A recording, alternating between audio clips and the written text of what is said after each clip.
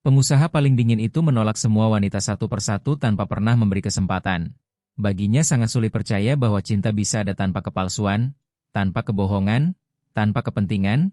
Sampai suatu hari ia bertemu seorang ibu tunggal yang hidup dalam kesulitan. Ada sesuatu dalam diri wanita itu. Sesuatu yang berbeda yang membuatnya berhenti sejenak. Dan untuk pertama kalinya dalam bertahun-tahun, sesuatu di dalam dirinya berubah. Raka Pratama tidak ingat kapan terakhir kali. Hatinya benar-benar terguncang. Mungkin 7 tahun lalu ketika Citra Lestari menangis dan mengaku akan menikah dengan pria lain. Mungkin lebih lama lagi ketika ibunya meninggal dan meninggalkannya bersama seorang ayah yang mengukur cinta dengan angka di rekening bank. Atau mungkin tidak pernah. Mungkin ia memang selalu seperti ini. Seorang pria berusia 35 tahun yang tidak mampu merasakan sesuatu yang tulus, menjalani percakapan kosong dalam makan malam bisnis, menolak undangan keluarga, mengabaikan pesan dari perempuan-perempuan yang mencoba mendekat. Menjadi dingin bukanlah pilihan baginya, melainkan cara bertahan hidup. Namun pagi itu, berdiri di depan cermin kamar mandi di apartemen mewahnya di kawasan Menteng, sambil merapikan dasi biru tua yang serasi dengan rompi rapi miliknya, Raka Pratama merasakan sesuatu yang aneh. Sebuah kehampaan yang begitu dalam hingga hampir terasa menyakitkan. Itu bukan kesedihan, bukan nostalgia, melainkan kesadaran bahwa ia bisa memiliki segalanya namun tetap tidak memiliki apa-apa. Ia menggelengkan kepala. Kesal pada dirinya sendiri karena membiarkan pikiran tidak berguna itu muncul. Ia memiliki proyek yang harus diawasi, uang yang harus dijaga, sebuah proyek pembangunan 3 menara hunian yang merupakan investasi terbesar dalam hidupnya, tidak ada ruang untuk perasaan. Ia mengambil kunci mobil SUV mewahnya dan keluar tanpa menoleh ke belakang. Di luar, kota Jakarta mulai hidup dengan kekacauan khasnya. Lalu lintas padat, pedagang kaki lima, suara bising yang tidak pernah berhenti. Raka Pratama mengemudi dalam diam tanpa musik, tanpa gangguan, hanya dirinya dan pikirannya yang terus kembali pada satu hal. Kehampaan itu, ia tiba di proyek pembangunan sebelum pukul 7 pagi. Lokasi itu berada di kawasan yang sedang berkembang di Tebet. Tempat bangunan lama perlahan digantikan oleh beton dan baja. Proyek miliknya tampak menonjol dengan 3 menara kaca dan baja yang menjanjikan kemewahan dan modernitas. Ia memarkir mobil, turun sambil merapikan rompinya.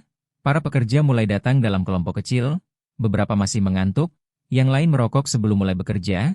Raka Pratama berjalan menuju pintu masuk utama sambil mengamati setiap detail dengan mata tajam. Semuanya harus sempurna. Semuanya harus berada di bawah kendali.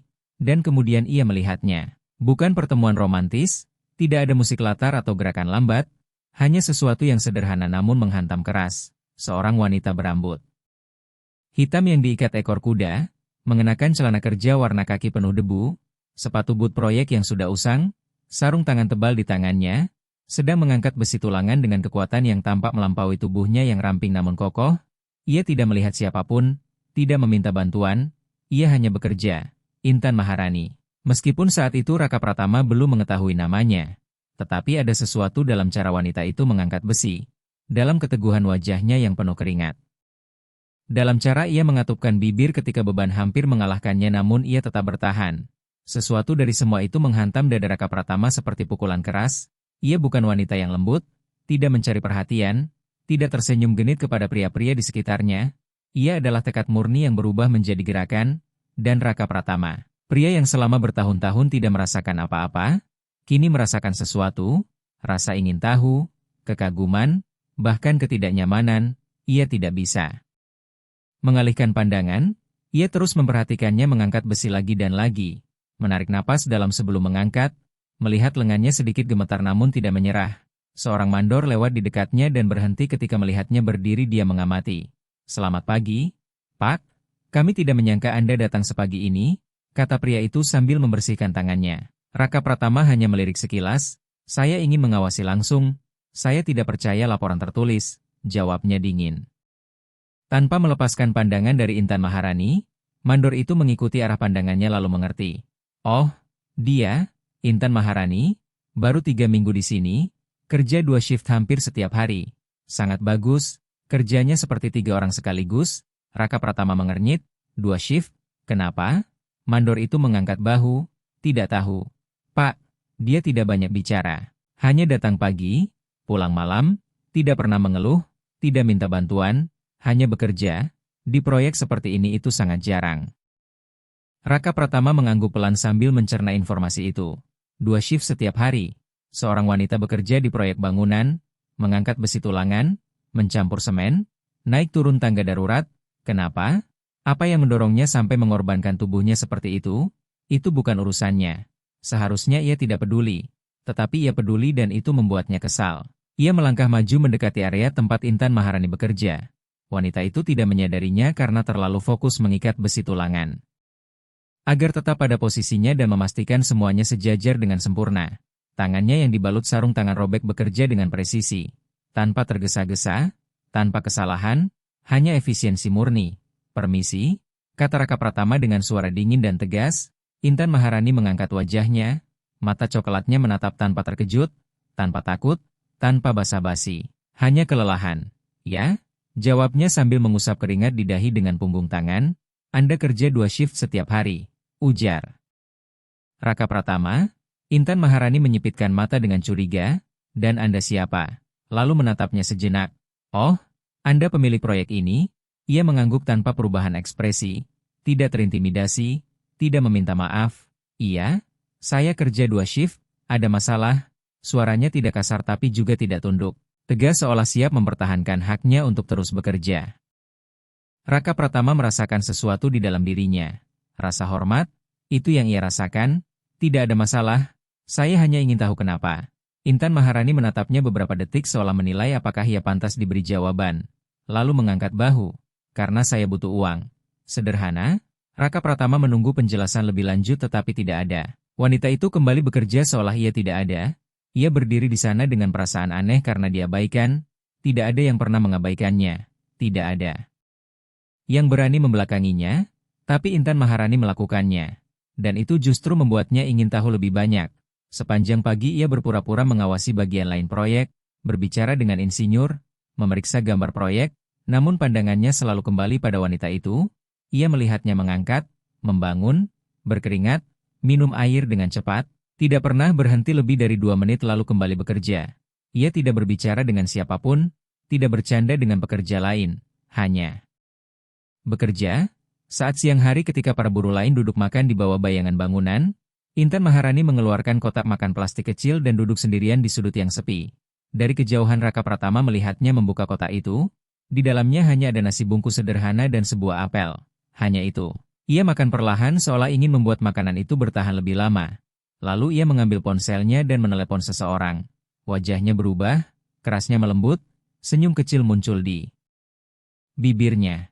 Sayang, iya mama sudah makan, kamu sudah makan, hari ini dapat bintang dari Bu Guru. Tanpa sadar Raka Pratama mendekat dan berdiri di balik tiang beton.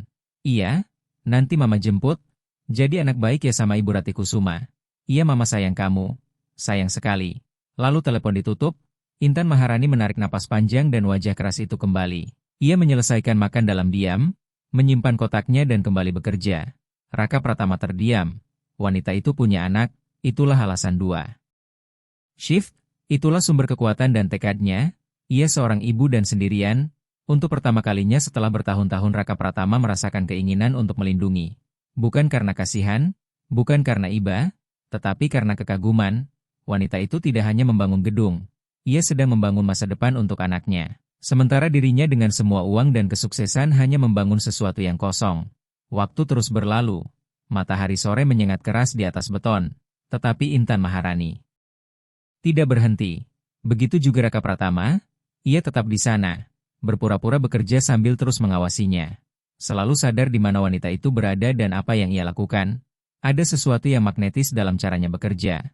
Bukan sekadar tenaga, tetapi tujuan. Setiap gerakan memiliki makna. Setiap tetes keringat adalah investasi untuk sesuatu yang lebih besar dari dirinya sendiri. Mendekati pukul 5 sore, seorang pekerja muda mulai mendekati Intan Maharani. Raka Pratama tidak bisa mendengar percakapan itu, tetapi ia melihat bagaimana pria muda itu mencoba merayu dengan senyum berlebihan, merapikan rambutnya sendiri, dan mendekat terlalu dekat. Intan Maharani menatapnya dengan ekspresi dingin yang seolah bisa membekukan siapapun. Ia mundur 1 langkah, mengatakan sesuatu yang singkat dan tegas, lalu pria itu pergi dengan wajah malu. Raka Pratama hampir tersenyum. Hampir saja, tetapi sudah terlalu lama sejak ia benar-benar tersenyum hingga otot wajahnya seakan lupa caranya. Pukul 6 sore tiba dan shift pertama resmi berakhir. Sebagian besar pekerja mulai pulang, tetapi Intan Maharani tidak. Ia melepas sarung tangan, minum air, mengusap keringat, lalu mengenakan sarung tangan baru. Shift kedua dimulai. Raka Pratama kembali mendekat tanpa tahu alasan pasti, hanya merasa perlu berbicara lagi dengannya. "Kamu tidak istirahat?" tanyanya. Intan Maharani menatapnya seolah pertanyaan itu tidak masuk akal.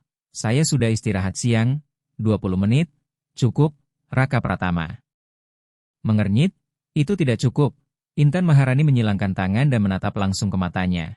Dengan hormat, "Pak, Anda tidak tahu apa yang cukup untuk saya. Dan sejujurnya Anda juga tidak peduli. Yang Anda pedulikan hanya proyek ini berjalan lancar, dan itulah yang saya lakukan. Jadi kalau tidak ada masalah dengan pekerjaan saya, lebih baik biarkan saya lanjut." Raka Pratama membuka mulut untuk menjawab tetapi tidak menemukan kata-kata. Ia tahu wanita itu benar, apa yang sebenarnya ia pedulikan, kesejahteraannya atau hanya rasa ingin tahunya sendiri. Intan Maharani tidak menunggu jawaban. Ia kembali bekerja, dan untuk pertama kalinya dalam bertahun-tahun Raka Pratama merasa kecil. Malam itu saat ia mengemudi kembali ke apartemennya di Menteng, ia tidak bisa berhenti memikirkan wanita itu.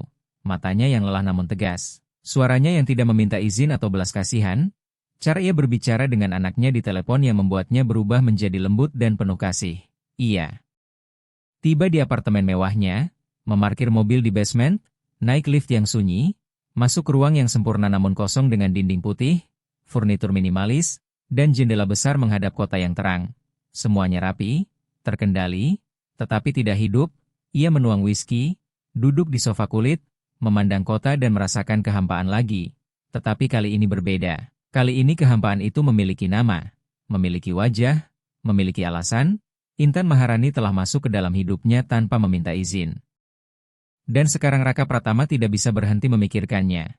Itu bukan sekadar ketertarikan fisik, mungkin sedikit, tetapi lebih dari itu adalah kekaguman, rasa hormat, keinginan untuk memahami bagaimana seseorang bisa bekerja, berjuang, dan mencintai seperti itu. Ia meneguk whisky perlahan dan membuat keputusan. Besok ia akan kembali ke proyek. Dan kali ini bukan hanya mengamati, kali ini ia akan benar-benar berbicara dengannya, menemukan cara untuk menembus dinding yang wanita itu bangun. Bukan untuk menaklukkannya, bukan untuk menyelamatkannya, tetapi karena untuk pertama kalinya dalam hidupnya Raka Pratama ingin benar-benar mengenal seseorang, dan orang itu adalah Intan Maharani. Keesokan paginya datang terlalu cepat, ia hanya tidur 3 jam setelah semalaman memikirkan bagaimana mendekati wanita itu tanpa terlihat mengganggu atau merendahkan. Ia mandi, berpakaian rapi seperti biasa namun memilih gaya yang lebih santai, jeans gelap, kemeja putih lengan panjang, dan sepatu boot proyek. Jika ia akan berada di sana, setidaknya ia harus terlihat seperti bagian dari tempat itu. Ia tiba pukul 6.30 pagi, lebih awal dari sebelumnya. Matahari baru mulai menghangatkan beton ketika ia memarkir mobilnya di tempat yang sama. Ia turun, menarik napas dalam, lalu berjalan menuju pintu masuk. Intan Maharani sudah ada di sana, tentu saja. Berdiri di dekat tumpukan batako, memindahkannya satu persatu dengan usaha yang terlihat namun stabil. Mengenakan pakaian kerja yang sama seperti kemarin, celana kerja, sepatu usang, kaos abu-abu sederhana yang menunjukkan tubuhnya yang ramping namun kuat, rambutnya diikat seperti biasa, tanpa riasan, tanpa pretensi, hanya kerja. Raka Pratama mendekat perlahan agar tidak mengejutkannya. "Selamat pagi," katanya dengan suara netral. Intan Maharani hanya mengangkat pandangan sekilas. "Selamat pagi," jawab Intan Maharani singkat lalu langsung kembali bekerja. Raka Pratama berdiri di sana merasa konyol. Apa yang ia harapkan? Bahwa wanita itu akan berhenti bekerja hanya untuk berbicara dengannya. Atau merasa tersanjung karena pemilik proyek berbicara padanya? Jelas Intan Maharani bukan tipe seperti itu. Hal itu sudah sangat jelas, butuh bantuan. Akhirnya ia bertanya. Intan Maharani menatapnya dengan ekspresi campuran antara heran dan curiga. "Anda mau membantu saya?" Raka Pratama mengangguk. "Ya, saya." Wanita itu tertawa pendek tanpa rasa humor. Dengan hormat, "Pak, Anda tidak tahu cara mengangkat batako?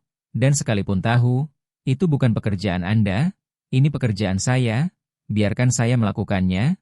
Raka Pratama merasakan egonya tersentuh, tetapi ia menahannya. "Boleh saya belajar, Intan Maharani?"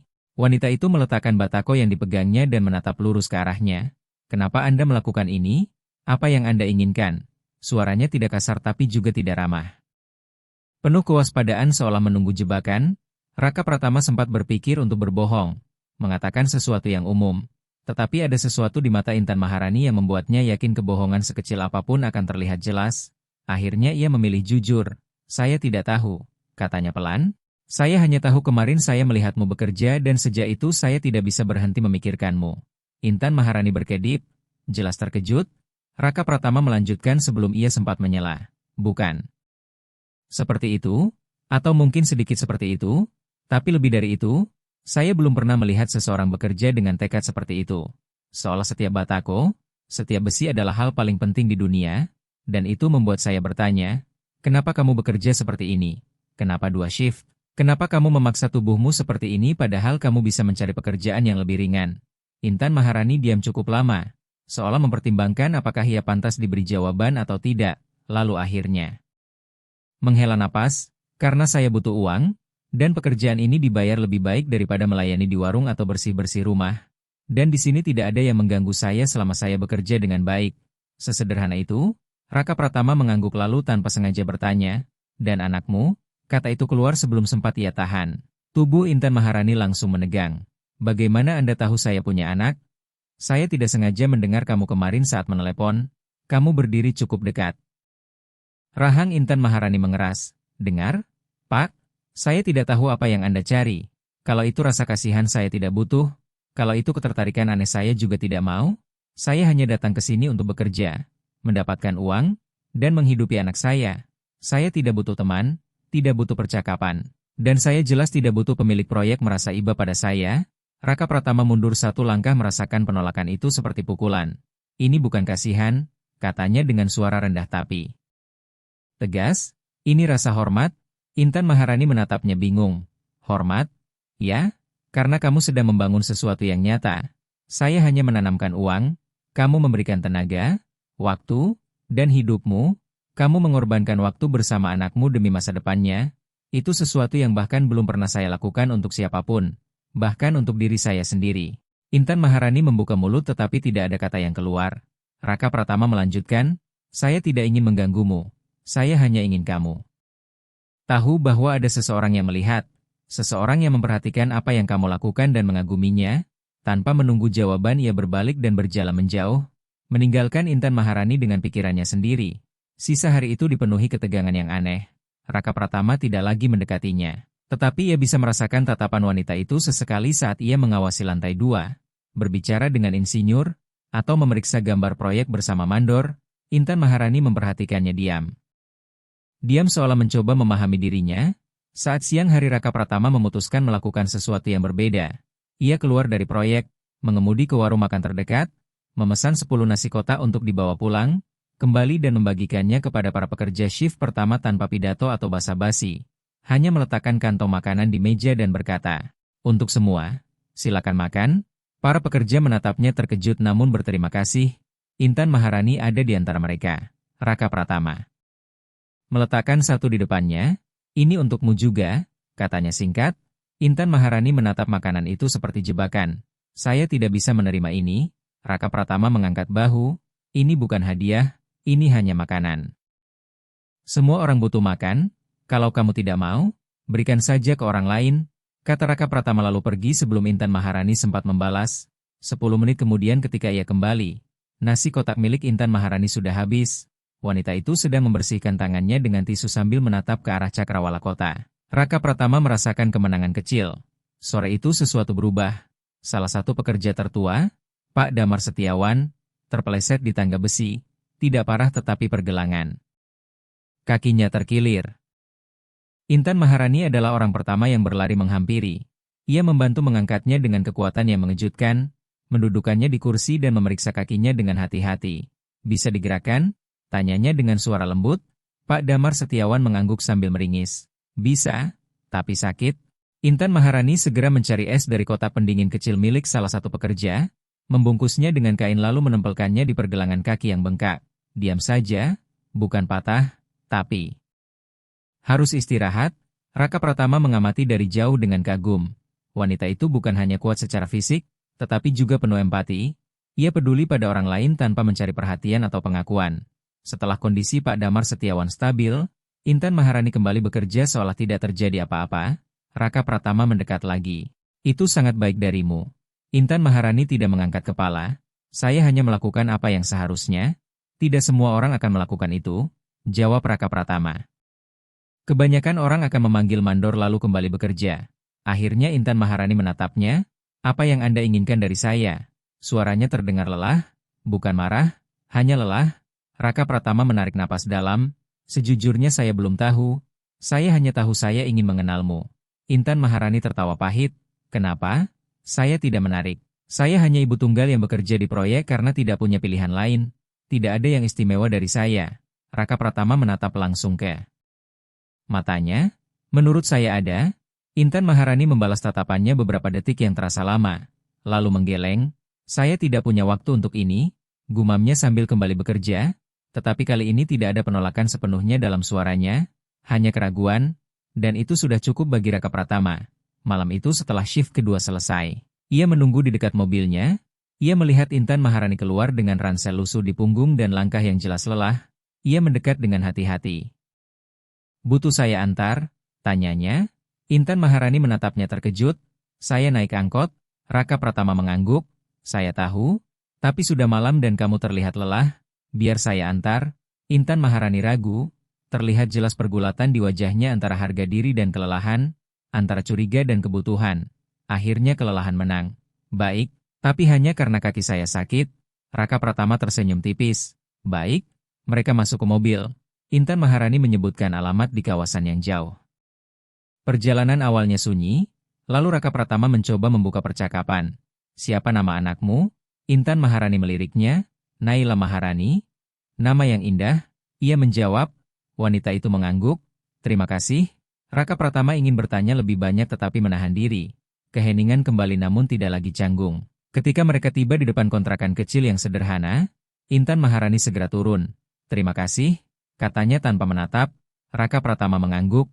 Kapan saja, Intan Maharani menutup pintu dan berjalan menuju masuk, tetapi sebelum menghilang ia berbalik.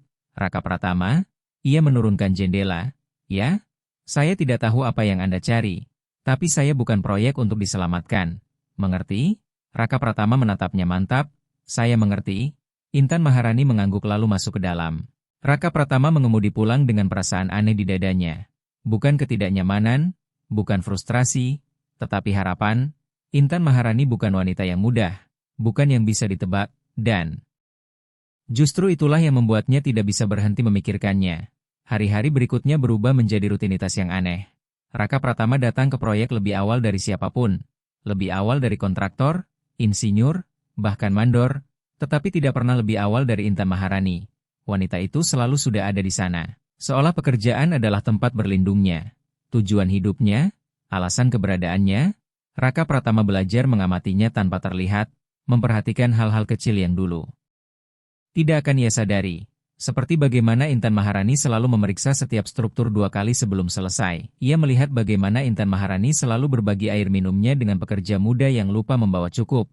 Bagaimana ia tidak pernah mengeluh tentang panas, kelelahan, atau beratnya pekerjaan. Ia hanya terus bekerja. Dan ada hal lain yang mulai disadari oleh Raka Pratama, yaitu cara para pekerja lain menghormatinya. Bukan karena ia seorang wanita di dunia yang didominasi pria, tetapi karena ia lebih baik daripada kebanyakan dari mereka.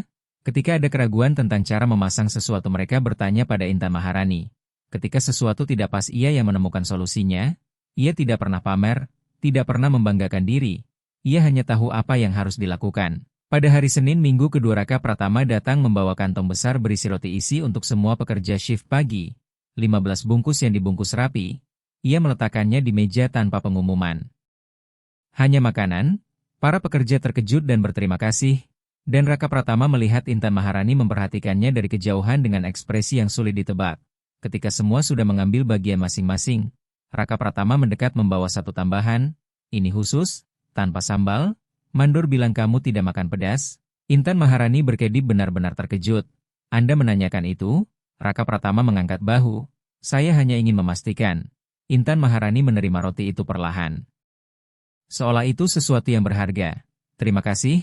Raka Pratama mengangguk lalu pergi. Tetapi ia merasakan kehangatan di dadanya yang belum pernah ia rasakan sebelumnya. Ia mulai mengenalnya sedikit demi sedikit dan setiap detail terasa penting. Pada hari Rabu saat Raka Pratama sedang memeriksa gambar proyek di lantai 2 bersama insinyur utama, ia mendengar suara pertengkaran. Ia segera mendekat dan melihat Intan Maharani berdebat dengan seorang pekerja bertubuh besar bernama Budi Santoso yang dikenal sering membuat komentar tidak perlu.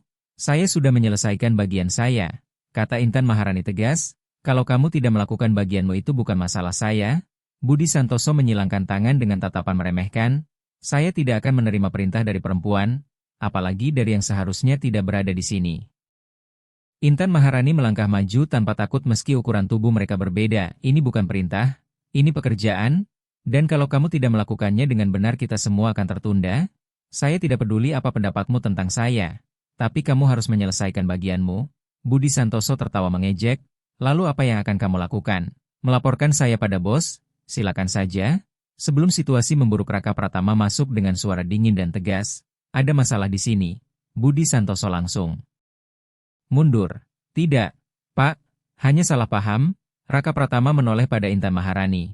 Salah paham? Intan Maharani menatapnya sejenak seolah menimbang.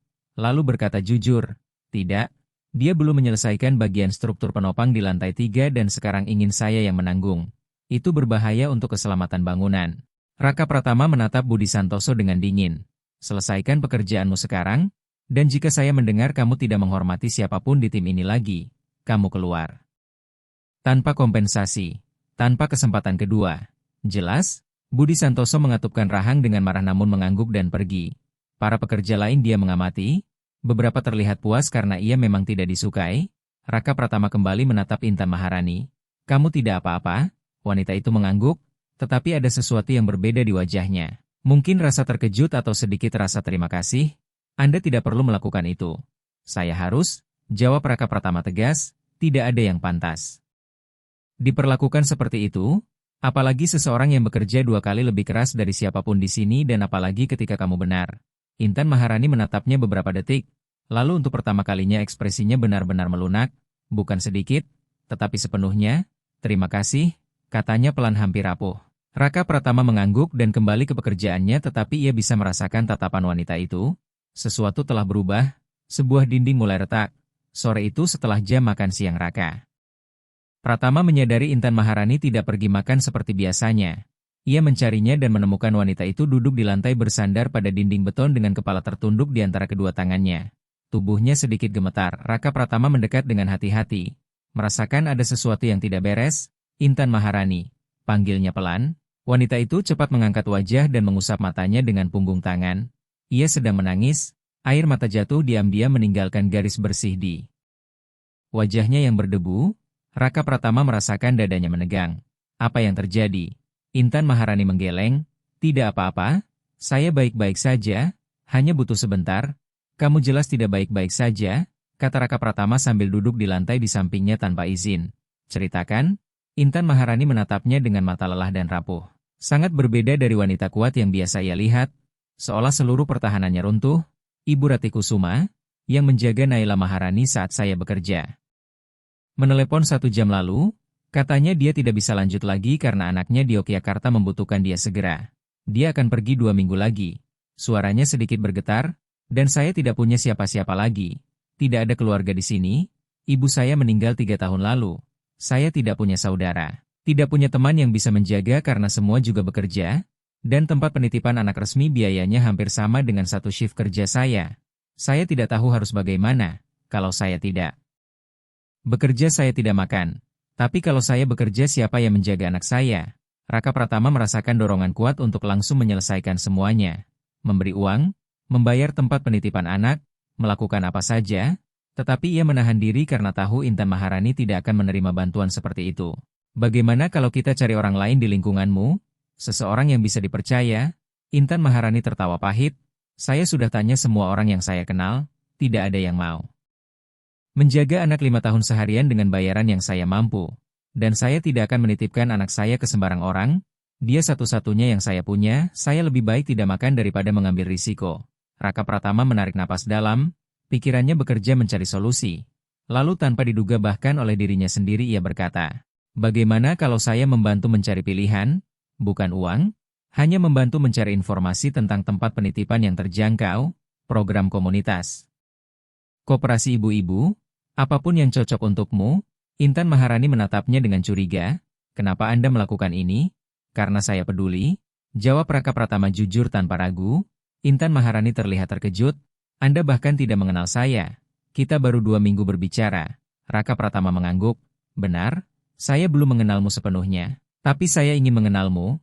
Dan jika membantu hal ini membuatmu bisa bekerja dengan tenang dan tidur tanpa khawatir karena Naila Maharani aman, maka saya ingin melakukannya. Ini bukan kasihan, saya hanya mengagumi apa yang kamu lakukan dan ingin kamu terus melakukannya. Intan Maharani diam lama. Jelas terlihat pergulatan dalam dirinya antara harga diri dan kebutuhan, antara curiga dan harapan. Akhirnya ia menghela napas panjang. Baik, tapi hanya informasi, tidak ada uang, tidak ada bantuan aneh. Tidak ada Anda membayar apapun untuk saya, hanya bantu saya mencari pilihan yang bisa saya bayar sendiri. Raka Pratama mengangkat tangan. Hanya informasi. Saya janji. Intan Maharani mengangguk pelan sambil mengusap sisa air mata dengan lengan bajunya. Terima kasih, Raka Pratama. Itu pertama kalinya ia menyebut namanya tanpa gelar, dan sesuatu dalam cara ia mengatakannya yang lembut namun tulus membuat Raka Pratama merasa telah melewati batas penting. Malam itu ia tidak bisa fokus pada apapun selain itu.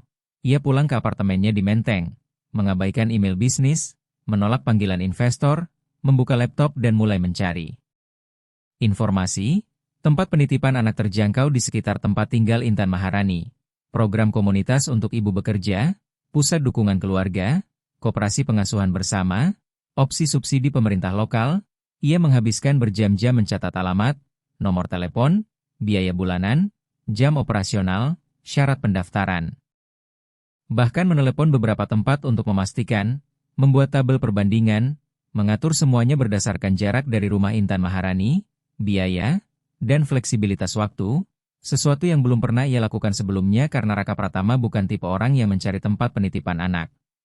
Raka Pratama biasanya menutup kesepakatan bernilai miliaran, meninjau kontrak internasional, dan mengambil keputusan yang memengaruhi pasar properti di seluruh kota. Tetapi malam itu semua itu tidak berarti apa-apa. Yang penting hanyalah menemukan solusi nyata untuk Intan Maharani, solusi yang bisa ia terima tanpa merasa berutang. Ia bekerja sampai pukul 3 pagi. Dan ketika akhirnya selesai ia mencetak semuanya dalam sebuah map rapi dengan pembatas warna. Biru untuk pilihan terdekat, hijau untuk yang paling terjangkau, kuning untuk yang memiliki jam fleksibel, oranye untuk program komunitas. Ia tertidur di sofa dengan map di dadanya sambil membayangkan ekspresi Intan Maharani saat menerimanya. Keesokan harinya ia datang ke proyek dengan mata lelah tetapi penuh tujuan. Ia menemukan Intan Maharani saat istirahat siang dan duduk di sampingnya di sudut biasa tanpa menunggu izin. Saya menemukan beberapa pilihan, katanya sambil menyerahkan map. Intan Maharani membukanya dengan rasa ingin tahu. Di dalamnya terdapat daftar yang tersusun rapi dengan nama tempat, alamat, biaya bulanan, jam operasional, persyaratan, serta catatan tangan dari Raka Pratama untuk setiap pilihan. Yang ini buka dari pukul 6 pagi sampai 7 malam. Yang ini memberi diskon 30% untuk ibu tunggal. Yang ini hanya 4 blok dari rumahmu. Yang ini sudah termasuk program pendidikan tanpa biaya tambahan. Yang ini sistem koperasi. Kamu bayar lebih sedikit dan membantu 1 hari dalam sebulan. Intan Maharani membaca dalam diam. Membalik halaman perlahan, jarinya sedikit gemetar. Raka Pratama bisa melihat emosi yang mulai terkumpul di matanya ketika menyadari betapa banyak usaha yang telah ia lakukan. Setelah selesai ia menutup map itu dengan hati-hati dan menatapnya. Kamu melakukan semua ini semalam. Itu bukan pertanyaan melainkan pernyataan penuh kagum, tidak percaya, dan terharu. Raka Pratama mengangguk. Intan Maharani menelan ludah berusaha menahan air mata. Tidak pernah ada yang melakukan hal seperti ini untuk saya. Raka Pratama menatapnya tenang. Sekarang ada, dan akan ada lagi. Intan Maharani menatapnya seolah melihatnya untuk pertama kali. Seolah dinding yang selama ini ia bangun mulai runtuh, lalu perlahan ia mengulurkan tangan. Raka Pratama sempat bingung sebelum menyadari bahwa itu adalah tawaran jabat tangan. Sebuah tanda penerimaan dan awal baru. Ia menggenggam tangan itu yang kecil namun kuat dan hangat. Terima kasih, Raka Pratama, ujar Intan Maharani dengan suara lembut dan tulus. Raka Pratama membalas dengan lembut. Sama-sama, Intan Maharani, dan untuk pertama kalinya dalam bertahun-tahun ia merasa telah melakukan sesuatu yang benar. Benar berarti, hari-hari berikutnya terasa berbeda. Intan Maharani tidak tiba-tiba menjadi terbuka. Tetapi sikapnya terhadap Raka Pratama berubah. Ia tidak lagi menatap dengan curiga, tidak lagi menghindar. Setiap pagi saat Raka Pratama datang ia akan mengangkat kepala dan mengangguk sebagai tanda pengakuan. Bahkan terkadang memberi senyum kecil.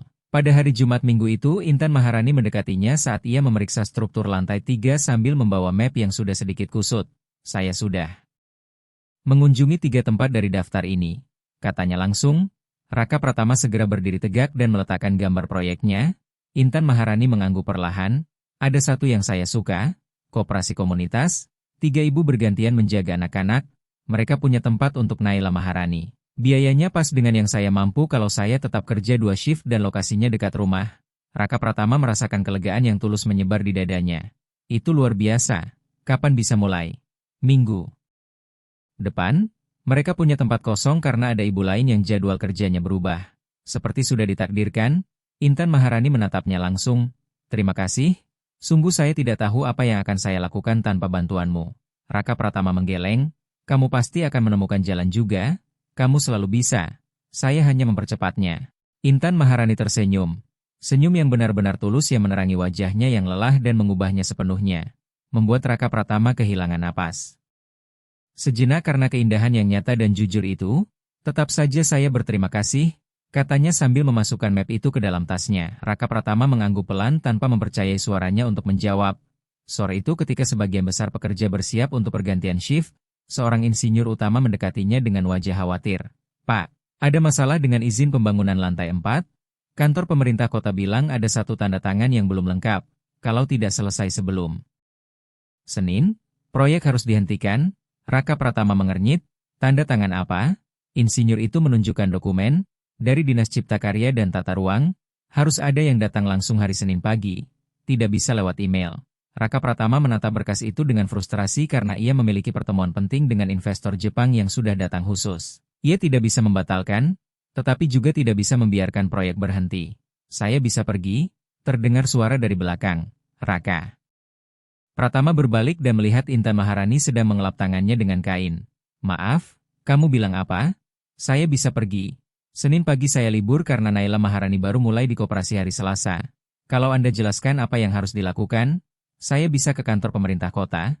Raka Pratama menatapnya terkejut. Itu bukan tanggung jawabmu. Saya tahu. Tapi saya bisa membantu. Anda sudah membantu saya. Biarkan saya membalas. Insinyur itu menatap Raka Pratama menunggu keputusan. Iya. Berpikir sejenak, biasanya ia tidak akan pernah menyerahkan hal sepenting ini pada pekerja proyek. Tetapi Intan Maharani bukan pekerja biasa. Ia bertanggung jawab, cerdas, dan bisa dipercaya. Kamu yakin? Intan Maharani mengangguk mantap. Yakin? Beri saya instruksi dan saya akan melakukannya. Raka Pratama menarik napas. Baik, saya akan siapkan semua dokumen dan petunjuk tertulis. Kalau ada masalah langsung hubungi saya. Intan Maharani tersenyum. Sepakat?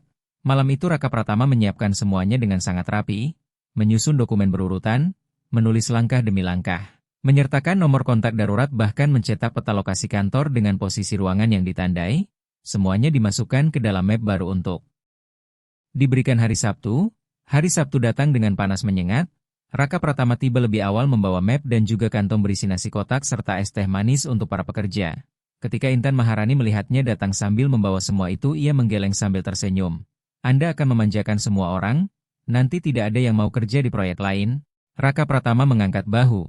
Kalau begitu mereka akan bekerja lebih baik di sini. Intan Maharani tertawa, tawa yang ringan dan jujur. Membuat Raka Pratama sadar bahwa ia ingin mendengar tawa itu lagi. Ia menyerahkan map, semua ada di sini, instruksi, dokumen, kontak. Kalau ada yang tidak jelas hubungi saya kapan saja. Intan Maharani membuka map dan memeriksanya. Wajahnya menunjukkan kagum. Ini sangat rapi. Seperti guru memberi tugas, Raka Pratama tersenyum tipis.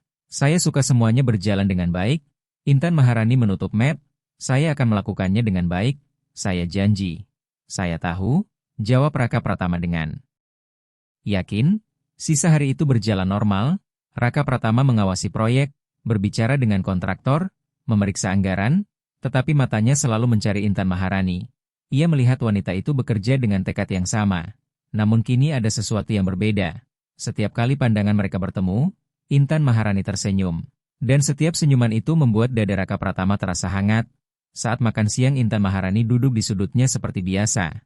Raka Pratama mengambil makanannya dan mendekat. "Boleh saya duduk?" Intan Maharani tampak terkejut namun mengangguk. "Silakan." Mereka duduk di lantai dan makan dalam diam beberapa menit. Suasananya tenang, tidak canggung. "Saya boleh tanya sesuatu?" Akhirnya Raka Pratama bertanya. Intan Maharani meliriknya. "Tergantung pertanyaannya.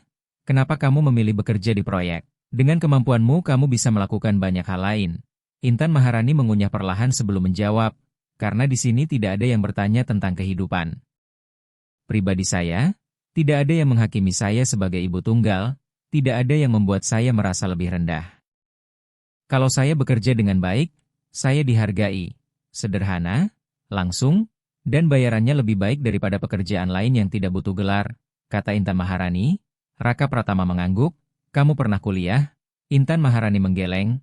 "Saya dulu mau kuliah arsitektur, sudah dapat beasiswa, tapi saya hamil di tahun terakhir sekolah. Ayah dari Naila Maharani pergi begitu saya memberitahu. Lalu ibu saya sakit, saya harus bekerja, beasiswa hilang, mimpi berubah." Suaranya tidak pahit, hanya menerima kenyataan. Raka Pratama merasakan campuran kagum dan sedih. "Saya ikut sedih." Intan Maharani mengangkat bahu. "Jangan, Naila Maharani adalah hal terbaik dalam hidup saya. Saya tidak akan mengubah apapun kalau itu berarti saya tidak memilikinya. Dan lihat sekarang, saya tetap bekerja di konstruksi.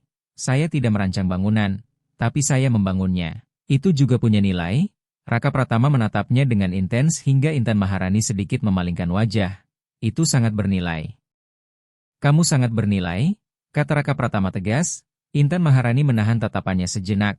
Sesuatu terjadi di antara mereka, diam tapi kuat, sebuah koneksi yang tidak mereka rencanakan namun sama-sama mereka rasakan. Intan Maharani yang pertama memutus tatapan, pipinya sedikit memerah. "Sebaiknya Anda makan, nanti dingin." Raka Pratama menuruti sambil tersenyum kecil. Hari Minggu Raka Pratama tidak datang ke proyek, itu hari libur. Ia mencoba bekerja di apartemennya di Menteng tetapi pikirannya terus kembali ke Intan Maharani, bertanya-tanya apa yang sedang ia lakukan. Apakah ia bersama Naila Maharani? Apakah ia beristirahat atau mengurus rumah? Apakah ia juga memikirkan dirinya? Siang hari ponselnya berdering dari nomor tidak dikenal. Ia menjawab hati-hati. "Halo? Halo? Raka Pratama? Saya Intan Maharani." Ia langsung duduk tegak. "Halo, semuanya baik?" "Baik. Saya hanya ingin memastikan besok saya ke kantor pemerintah kota jam 8 pagi sesuai instruksi." Raka Pratama tersenyum. Mendengar suaranya, "Ya, jam 8, ruangan 304, temui Pak Arya Ramadan." "Sudah saya catat," jawab Intan Maharani. Terdengar suara anak-anak di latar belakang. "Kamu sedang dengan Naila Maharani?" "Iya, kami di taman dekat rumah. Sudah lama saya tidak mengajaknya." Raka Pratama tersenyum. "Saya senang kalian bisa bersama." Hening sejenak terasa nyaman. "Saya hanya ingin memastikan. Nanti saya telepon setelah selesai." "Baik, kalau ada apa-apa hubungi saya." "Pasti, terima kasih, Raka Pratama." "Sama-sama, Intan Maharani." Telepon ditutup dan Raka Pratama tetap menatap layar dengan senyum yang tidak hilang. Ia tahu panggilan itu berarti sesuatu. Keesokan paginya ia menghadiri pertemuan dengan investor Jepang.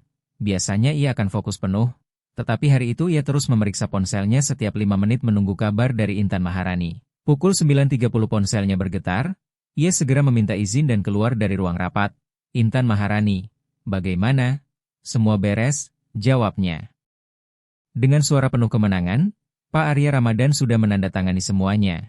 Katanya dokumen lengkap dan proyek bisa lanjut tanpa masalah. Raka Pratama merasa lega luar biasa. "Bagus sekali. Ada kendala?" "Tidak ada. Instruksi Anda sangat jelas, lebih mudah dari yang saya kira." Raka Pratama tersenyum. "Saya tahu kamu bisa." Intan Maharani diam sejenak lalu berkata lembut, "Terima kasih sudah percaya pada saya." "Terima kasih sudah membantu," jawab Raka Pratama. "Sampai ketemu di proyek." "Ya, sampai ketemu."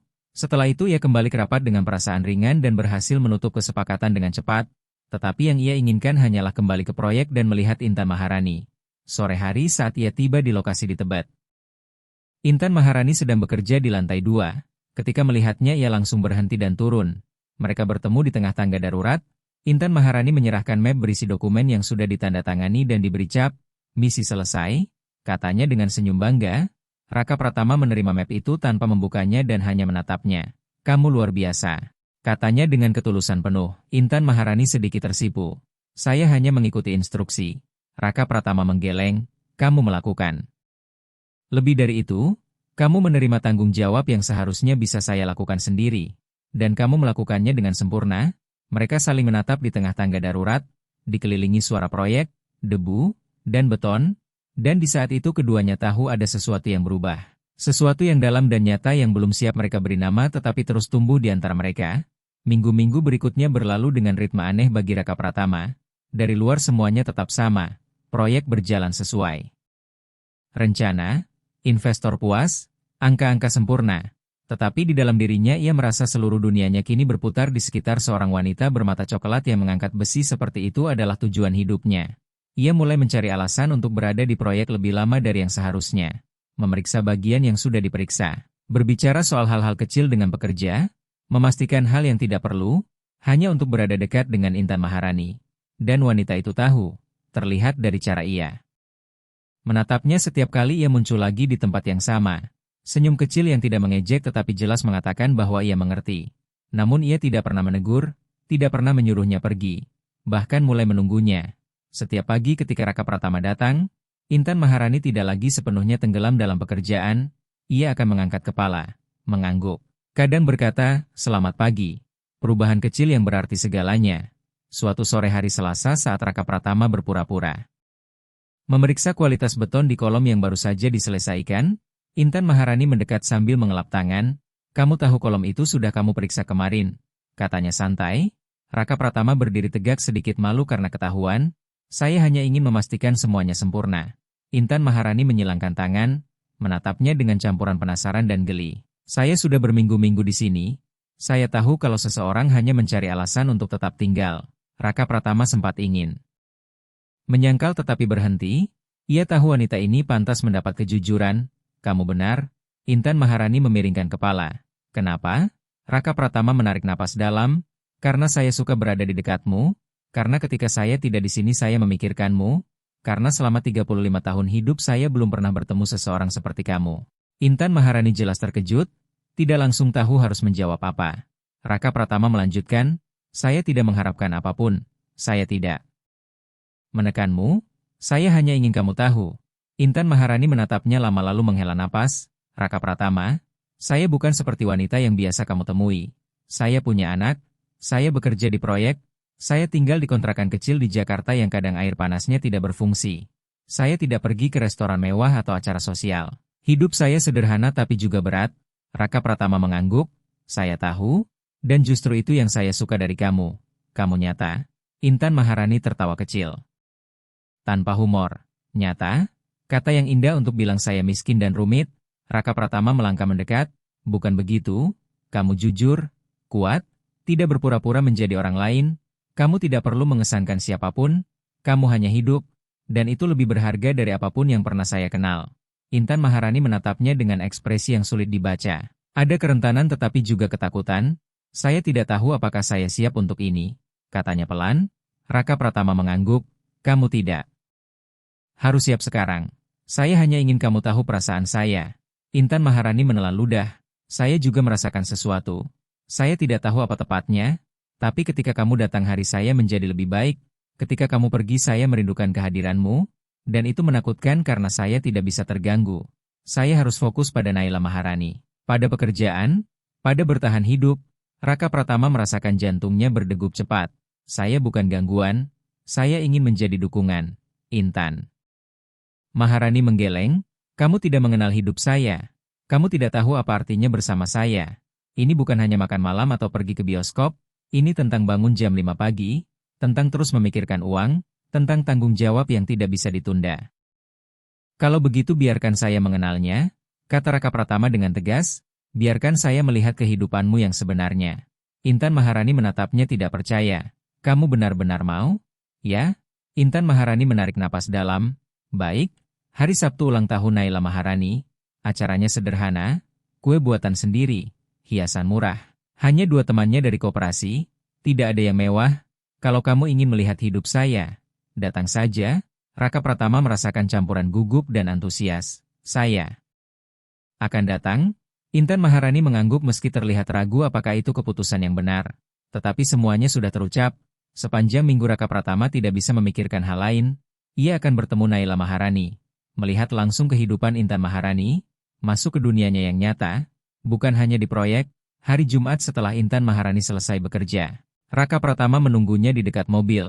Apa yang disukai Naila Maharani? Tanyanya langsung. Intan Maharani tampak bingung. Apa? Untuk hadiah? Apa yang dia suka? Intan Maharani langsung menggeleng. Tidak perlu membawa hadiah. Saya ingin, jawab Raka Pratama pelan namun tegas. Tolong biarkan saya. Intan Maharani menghela napas. Dia suka dinosaurus dan menggambar. Raka Pratama mengangguk mengingatnya. Dinosaurus dan menggambar. Baik. Intan Maharani menatapnya dengan ekspresi lembut. Terima kasih. Sama-sama. Hari Sabtu datang terasa cepat sekaligus lambat. Raka Pratama bangun dengan rasa gugup yang sudah lama. Tidak ia rasakan, ia mandi, memakai jeans dan kemeja santai. Memeriksa hadiah yang ia beli berkali-kali untuk memastikan semuanya pantas, ia membeli satu set dinosaurus berkualitas dan satu set alat menggambar lengkap dengan warna, cat air, kuas, dan kertas khusus. Tidak berlebihan tetapi penuh perhatiannya tiba di alamat yang diberikan pukul 3 sore. Sebuah bangunan 4 lantai di Jakarta dengan cat kuning pudar dan balkon kecil penuh jemuran. Ia memarkir mobil lalu naik ke lantai 3 dan mengetuk pintu nomor 12. Intan Maharani membuka pintu. Mengenakan gaun sederhana biru muda yang belum pernah ia lihat sebelumnya, rambutnya terurai lembut di bahu. Sedikit riasan menghiasi wajahnya, ia terlihat sangat cantik. Halo? Katanya dengan senyum gugup. Halo? Jawab Raka Pratama merasa kata-katanya hampir tidak keluar. Masuk? Raka Pratama melangkah masuk ke dalam kontrakan kecil yang bersih dan rapi. Ruang tamu dan ruang makan menyatu, dapur terbuka, kemungkinan 2 kamar di belakang, dinding putih dihiasi gambar anak-anak, sofa lama. Namun nyaman, meja dengan kursi tidak seragam, banyak tanaman di jendela, dan aroma kue coklat buatan sendiri memenuhi ruangan. Di ruang tamu seorang anak kecil dengan rambut dikuncir 2 sedang menghias meja dengan pita warna-warni. Ketika mendengar pintu ia menoleh. Naila Maharani memiliki mata coklat yang sama dengan ibunya. Penuh tekad namun dengan kepolosan anak 5 tahun, mengenakan gaun pink bergambar dinosaurus. Kamu Raka Pratama? Tanyanya lugas. Raka Pratama berlutut agar sejajar. Ya, kamu pasti Naila Maharani yang ulang tahun. Anak itu mengangguk bangga. Aku 5 tahun, hampir 6 tapi sekarang 5. Raka Pratama tersenyum. Selamat ulang tahun. Saya bawa hadiah. Mata Naila Maharani langsung berbinar. Hadiah? Intan Maharani mendekat. Apa yang harus diucapkan? Terima kasih. Kata Naila Maharani cepat sambil mengambil tas hadiah dan membukanya dengan penuh semangat. Saat melihat dinosaurus ia berteriak gembira. Mama lihat, T-Rex, Triceratops, Velociraptor. Raka Pratama menatap Intan Maharani yang memperhatikannya dengan ekspresi lembut dan hampir rapuh. Terima kasih, katanya pelan. Kamu tidak perlu mengeluarkan banyak. Raka Pratama menggeleng. Saya ingin. Sementara itu Naila Maharani sudah duduk di lantai menyusun dinosaurusnya. Benar-benar tenggelam dalam kegembiraan. Intan Maharani mendekat. Dia jarang mendapat hadiah. Ini berarti banyak. Raka Pratama merasakan kehangatan di dadanya. Saya senang dia suka. Sore itu berjalan dengan cara yang tidak pernah ia bayangkan. 2 teman Naila Maharani datang bersama ibu mereka. Wanita pekerja seperti Intan Maharani. Mereka menyapanya dengan ramah. Mereka menyanyikan lagu ulang tahun, makan kue coklat buatan sendiri, dan bermain permainan sederhana bersama. Naila Maharani mengajak Raka Pratama ikut dalam permainan mencari harta karun sederhana di dalam kontrakan itu dan ia ikut tanpa ragu seolah selalu menjadi bagian dari perayaan mereka. Raka Pratama tidak ingat kapan terakhir kali ia merasa sebahagia itu. Tidak ada kepura-puraan, tidak ada formalitas, hanya tawa tulus dan kebahagiaan sederhana. Ketika teman-teman Naila Maharani pulang, anak itu kelelahan tetapi bahagia. Intan Maharani membawanya ke kamar untuk beristirahat sebelum makan malam. Raka Pratama tetap di ruang tamu memperhatikan foto-foto di dinding. Foto Naila Maharani sejak bayi. Foto Intan Maharani bersama anaknya. Foto seorang wanita tua yang pasti ibunya. Tidak ada satupun foto pria. Hanya mereka berdua. Intan Maharani kembali dan duduk di sofa sambil memberi isyarat agar ia duduk juga. Dia tertidur dengan dinosaurus di tangannya. Katanya dengan senyum lelah. Raka Pratama tersenyum. Dia anak yang luar biasa. Intan Maharani mengangguk. Dia seluruh dunia saya. Raka Pratama menatapnya serius. Saya tahu. Dan saya mengerti bahwa apapun yang terjadi antara kita harus melibatkan dia juga. Saya tidak berharap sebaliknya. Mata Intan Maharani sedikit berkaca-kaca. Kebanyakan pria pergi ketika tahu saya punya anak. Saya bukan kebanyakan pria, jawab Raka Pratama lembut. Intan Maharani menarik napas dalam. Kamu harus mengerti sesuatu. Kalau kamu masuk ke hidup saya, kamu tidak bisa datang dan pergi sesuka hati. Naila Maharani cepat dekat dengan orang. Kalau dia menganggap kamu penting lalu kamu pergi, kamu akan menghancurkan hatinya. Dan kalau kamu menghancurkan hatinya, kamu juga menghancurkan hati saya. Raka Pratama menggenggam tangannya. Saya tidak akan pergi. Saya tidak tahu persis apa yang saya rasakan, tapi saya tahu ini nyata dan saya ingin tetap di sini. Bersama kalian. Intan Maharani menatapnya mencari keraguan atau kebohongan dan tidak menemukan apapun. Baik, tapi kita jalani perlahan. Raka Pratama mengangguk. Perlahan? Intan Maharani tersenyum tulus penuh harapan dan saat itu Raka Pratama tahu ia telah melewati titik yang tidak bisa kembali. Ia bukan lagi pria yang hanya membangun gedung kosong. Ia ingin membangun sesuatu yang nyata. Keluarga. Kehidupan. Masa depan bersama Intan Maharani dan Naila Maharani. Malam itu ketika ia kembali ke apartemen mewahnya di Menteng. Semuanya masih sama tetapi tidak lagi terasa seperti rumah. Terasa kosong karena ia kini tahu bagaimana rasanya rumah yang sebenarnya. Sebuah kontrakan kecil di lantai 3 yang penuh gambar anak-anak dan tawa hangat. Tempat di mana Intan Maharani berada, minggu-minggu setelah ulang tahun Naila Maharani terasa berbeda. Raka Pratama tidak hanya datang ke proyek tetapi juga menjemput Intan Maharani setelah kerja. Mereka makan nasi bungkus di warung pinggir jalan, berjalan di taman, berbicara tentang banyak hal, dan beberapa akhir pekan ia menghabiskan waktu bersama Intan Maharani dan Naila Maharani.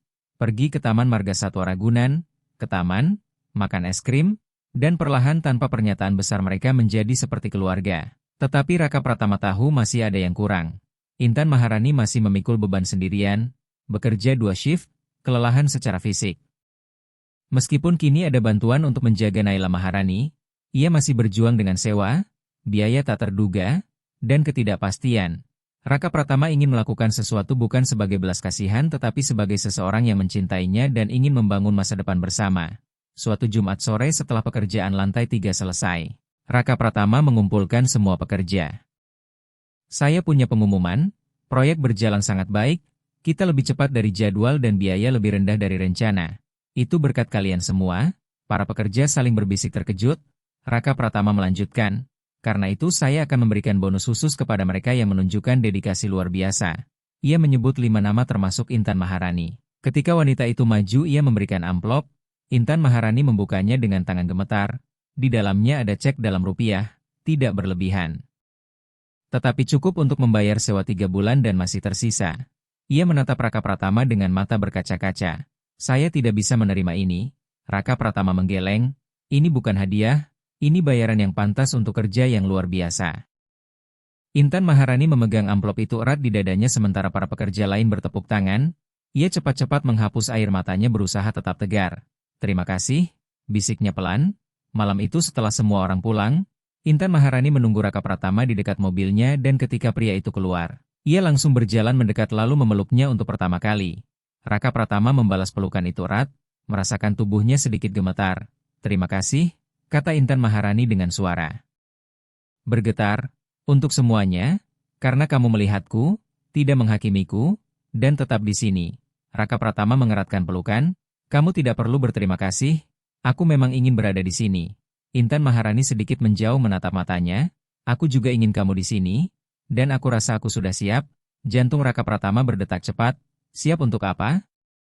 Untuk ini, untuk kita, untuk mencoba sungguh-sungguh. Lalu ia menciumnya, ciuman singkat namun penuh makna, harapan, dan janji. Raka Pratama membalas dengan lembut, merasakan semua bagian hidupnya akhirnya menemukan tempatnya. Ketika mereka berpisah Intan Maharani tersenyum. Besok makan malam dengan kami ya? Naila Maharani bertanya apakah kamu datang. Raka Pratama tersenyum. Aku akan datang. Keesokan harinya ia tiba di kontrakan dengan bunga untuk Intan Maharani dan buku dinosaurus untuk Naila Maharani.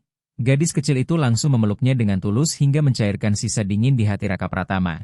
Saat makan malam sederhana yang dimasak Intan Maharani, mereka bertiga tertawa, berbagi cerita. Naila Maharani menunjukkan gambar barunya dan Intan Maharani menceritakan kejadian di proyek. Raka Pratama merasa lebih seperti di rumah di sana daripada dimanapun dalam hidupnya. Setelah Naila Maharani tertidur, Intan Maharani dan Raka Pratama duduk di balkon kecil memandang lampu. Kota? Aku tidak pernah berpikir ini akan terjadi, kata Intan Maharani pelan. Apa maksudmu? Tanya Raka Pratama. Menemukan seseorang yang benar-benar melihatku, bukan hanya sebagai ibu tunggal atau pekerja bangunan, tapi sebagai manusia seutuhnya. Raka Pratama menggenggam tangannya. Kamu adalah orang paling utuh yang pernah aku kenal. Intan Maharani menyandarkan kepala di bahunya. Sekarang kita bagaimana? Raka Pratama menarik napas dalam. Ia sudah memikirkan ini lama. Aku ingin mengajukan sesuatu. Intan Maharani menatapnya penasaran. Apa? Proyek ini hampir selesai. 2 bulan lagi aku butuh pengelola properti untuk gedung-gedung ini. Seseorang yang bertanggung jawab, pekerja keras, jujur, seseorang yang mengenal proyek ini dari nol. Intan Maharani mengerutkan kening. Kamu menawarkan aku pekerjaan? Raka Pratama mengangguk. Ini pekerjaan tetap, jam kerja normal, tanpa 2 shift, dengan gaji stabil dan tunjangan. Kamu bisa punya lebih banyak waktu dengan Naila Maharani. Intan Maharani menatapnya tidak percaya. Aku tidak punya pengalaman administrasi, bahkan tidak lulus sekolah menengah. Raka Pratama tersenyum. Kamu punya sesuatu yang lebih penting. Kamu punya pengalaman nyata. Kamu tahu setiap sudut bangunan itu karena kamu membangunnya sendiri dan kamu punya integritas. Itu tidak bisa diajarkan. Intan Maharani menelan ludah dengan mata berkaca-kaca. Kamu benar-benar yakin aku bisa? Aku yakin, jawab Raka Pratama tegas. Aku sudah melihatmu melakukan hal-hal yang lebih sulit setiap hari. Air mata jatuh di pipinya dan ia cepat menghapusnya. Lalu kita bagaimana kalau aku bekerja di sana? Raka Pratama tersenyum hangat. Kamu akan bekerja bersama aku, bukan untukku. Kita adalah rekan kerja dan apa yang ada di antara kita tetap terpisah dari pekerjaan. Intan Maharani menatapnya lama, lalu perlahan mengangguk menerima. Seolah untuk pertama kalinya ia benar-benar melihat masa depan yang berbeda terbuka di hadapannya. Intan Maharani mengangguk pelan. Aku terima. Raka Pratama merasakan kelegaan dan kebahagiaan mengalir di dadanya. Benarkah? Ia menggenggam tangannya lebih erat. Intan Maharani menatapnya dengan mata jernih lalu berkata lembut namun pasti. Aku mencintaimu. Kata-kata itu sederhana tapi penuh keyakinan, membuat sesuatu dalam diri Raka Pratama runtuh dan terbangun kembali sekaligus. Aku juga mencintaimu. Jawabnya tanpa ragu. Mungkin sejak pertama kali aku melihatmu mengangkat besi seolah dunia bergantung padanya. Intan Maharani tertawa di antara air mata. Romantis sekali. Jatuh cinta saat aku berkeringat dan kotor. Raka Pratama menariknya lebih dekat. Itu hal terindah yang pernah aku lihat. Mereka berciuman di bawah cahaya kota dari balkon kecil kontrakan sederhana. Di antara jemuran dan suara jalanan. Dan semuanya terasa sempurna. 2 minggu kemudian Intan Maharani resmi berhenti sebagai pekerja bangunan. Rekan-rekannya mengadakan perpisahan kecil penuh pelukan tulus dan doa baik. Seorang pekerja tua bernama Pak Herman yang pernah ia bantu memberinya tasbih milik almarhum istrinya sambil berkata agar ini menjagamu di jalan barumu. Nak, Intan Maharani menangis haru karena di tempat itu ia bukan hanya menemukan pekerjaan tetapi juga keluarga. Hari Senin berikutnya ia memulai pekerjaan barunya. Raka Pratama menunjukkan kantor kecil yang disiapkan khusus untuknya dengan jendela menghadap 3 gedung yang mereka bangun bersama. Intan Maharani memandang keluar dengan takjub. Kita yang membangunnya. Katanya pelan. Ya, kita. Jawab Raka Pratama sambil memeluknya dari belakang. Malam itu mereka bertiga makan bersama di kontrakan. Naila Maharani menggambar di meja sementara Intan Maharani dan Raka Pratama memasak bersama di dapur kecil. Dengan ritme yang terasa alami, tiba-tiba Naila Maharani bertanya, Kak Raka Pratama, aku boleh tanya sesuatu? Tentu, jawabnya, kamu akan jadi papaku? Sendok di tangan Intan Maharani terjatuh pelan. Raka Pratama berlutut di depan Naila Maharani menatapnya serius. Aku tidak bisa menggantikan ayah kandungmu. Tapi aku janji akan selalu ada untukmu. Menjaga, melindungi, dan menyayangimu seperti anakku sendiri. Kalau kamu mengizinkan. Naila Maharani berpikir sejenak lalu mengangguk. Baik, tapi kamu harus main dinosaurus denganku. Raka Pratama tersenyum hangat. Sepakat? Anak itu langsung memeluknya. Dan Intan Maharani yang melihat dari dapur tahu bahwa akhirnya mereka menemukan apa yang selama ini mereka cari.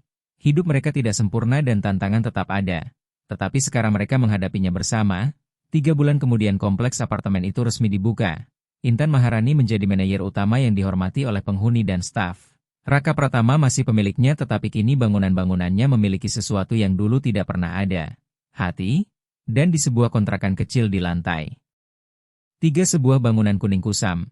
Sebuah keluarga yang tak terduga makan malam bersama setiap hari.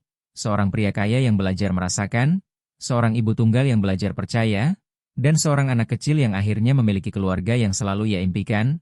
Pria terkaya yang dulu dingin kini tidak ada lagi. Yang ada hanyalah seseorang yang mengerti bahwa kekayaan sejati bukan diukur dari gedung yang dibangun, tetapi dari hati yang disentuh, dan Raka Pratama untuk pertama kalinya dalam hidupnya benar-benar kaya.